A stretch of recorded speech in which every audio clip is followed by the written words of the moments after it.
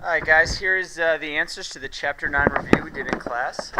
First problem, you're going to notice it's in the form of ax squared plus bx plus c, but the number in front of the ax is 1.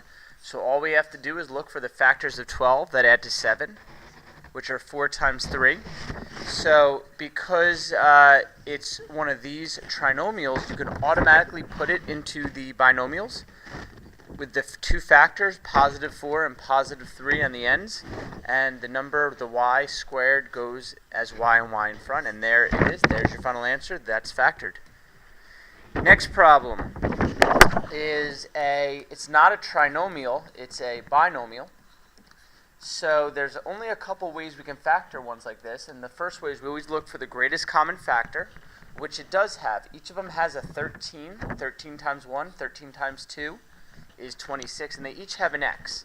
So the greatest common factor is 13x, which I'm going to factor out, and I'm left inside 1 plus 2xy. And that's as far as I can factor that one.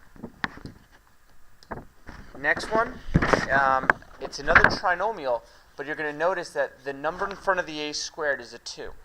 So we have to do a different way of factoring. First thing you have to do is multiply the first and last terms, the a and c, and you get positive 6. And we're looking for the two things that multiply to 6 but add to negative 9. So we can kind of go through a lot of them. And you got, let's see,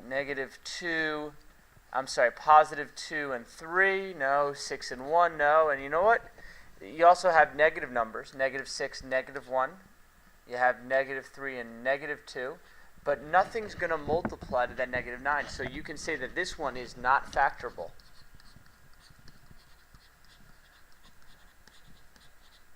Okay, and that means, and that doesn't mean there's no solutions, it just means you can't factor it. Next one, you have another binomial. So we're going to go ahead and do exactly what we did before. We're going to take out the greatest common factor. I know that 3 and x are common among both of them. So I'm going to take out a 3x, and I'm left with x minus, looks like 25. And looks like that's all you can do. And this would be the factored form. It says solve, and it says solve by factoring for number 5. And again, I'm given one of these trinomials. Well, actually, it's not a trinomial yet, but remember, since I have a quadratic, because of that squared, I'm going to move the 20 over by subtracting 20 on both sides.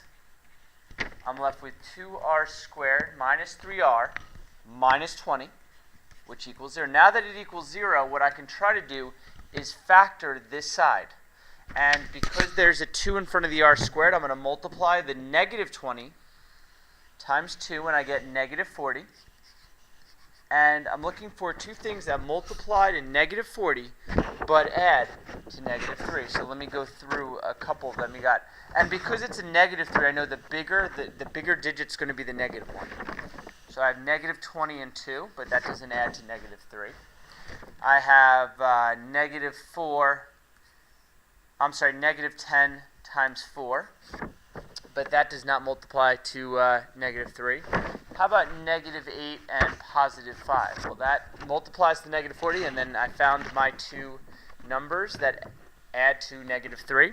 So remember, you bring down your a and your c, 2r squared minus 20, and then the negative 3r breaks up into these two terms, negative 8r and positive 5r. Now that I got it into a 4-term polynomial, we're going to group, and we're going to group these. Take out the greatest common factor of both. I'm left with r minus 4 here. Greatest common factor here is a 5. I'm left with r minus 4. And now that you have the same exact answer written inside the parentheses, we can write it once. And then whatever's on the outside, 2r plus 5, goes in the second binomial. Remember, this whole thing I should have been writing equals 0 every time. Now, I factored it, but that wasn't the point of the problem. The reason why we're factoring is because now we can solve. You have two factors that when multiplied together equal 0.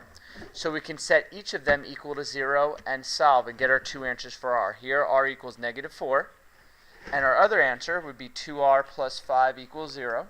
So if I solve this one to get my solution, you get 2r equals -5. If I divide by 2, you get r equals -5 over 2, or a -2.5. Okay, next problem. A 3 by 5 rectangle is increased by the same amount. So it started as 3, but I'm going to increase it by the same amount. So I'm going to call that amount x. Then the other one was 5, but I'm going to increase this one also by x. So what I have right now is I have two new dimensions of my rectangle. One of the dimensions is 5 plus x, and the other dimension would be 3 plus x. Notice that I'm taking the original and I'm increasing it by the same amount. So this could represent my length, this could represent my width. And then it says the resulting area is 168. Well, we find area by multiplying the length and width. So I'm going to go 5 plus x times 3 plus x. We know it has to equal 168. Well, we've done problems like this in class. The way you do problems like this is you have to, move the 168 over. But in order to do that, we first have to simplify this side. So we're going to FOIL this side, and we get 15 plus 3x plus 5x plus x squared. I'm going to go ahead and simplify that out and put it in standard form. X squared plus 8x plus 15 is equal to 168. And now you notice that I have a quadratic. So in order to solve the quadratic, I have to move the 68 over. So what I'm going to do is I'm going to subtract 168 on both sides, and that's going to get me -153.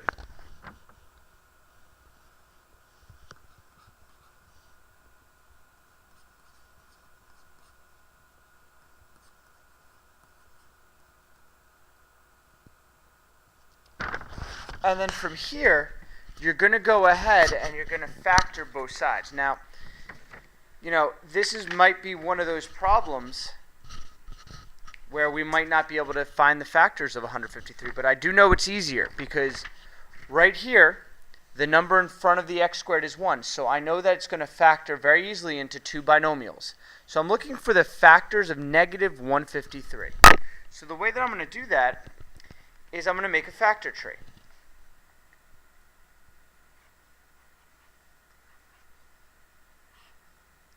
I know I'm going to divide by 3, see if it goes in, and I know that 51 times 3 gets me 153. And then I'm going to go ahead and see if 153 can be divided by anything else. Or sorry, 51. And if I divide by 3 again, you get another 17 and 3. So, right now I know my factors of 153, the prime factors are 3 times 3 times 17.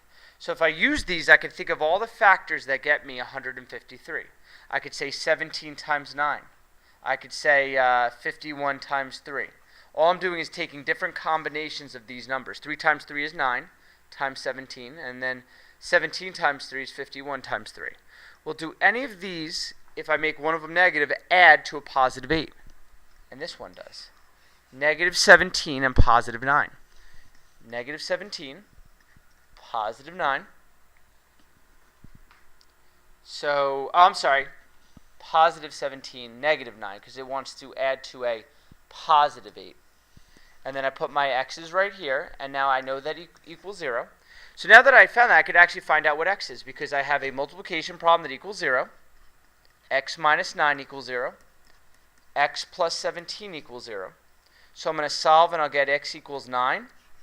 And x equals -17. Well, which one of these is going to work? Well, remember, right here were our original length and width. Well, if I put a -17 in, I get a negative number for my length and width. So the only one that works is 9. But remember, I wasn't trying to find x, I was trying to find my dimensions. So when I plug a 9 in for there, I get my two dimensions, which are 5 plus 9, which is 14, and 3 plus 9, which is 12. And my dimensions are a 14 by 12 rectangle. Last one is solve 4x squared minus 16. First thing we're always going to do is, and it says solve. You can't really solve this one unless it equals 0, so I'm going to go ahead and set it equal to 0. First thing, remember, is we're always going to, because it's an equation, I could just divide everything. And I'm going to divide everything by 4 to get it a little simpler. X squared minus 4 equals 0. Now, it looks like I'm done factoring, but you have a difference of 2 squares. You could think of x squared as the variable x squared, and 4 as 2 squared. So this is the difference of 2 squares. It's going to factor into x minus 2 and x plus 2, which equals 0. And now I can set each one of these equal to 0. And I get my two answers of negative 2 and positive 2.